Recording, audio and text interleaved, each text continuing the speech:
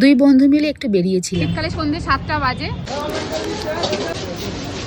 আমরা নিয়েছিলাম এক চিকেন কাবাব রোল 90 টাকা করে।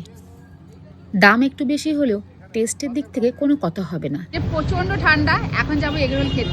ফেরার পথে এই দোকানটা দেখে না দাঁড়িয়ে পারলাম না। মোটামুটি ভেজ নন ভেজ সব রকম রোলই করে।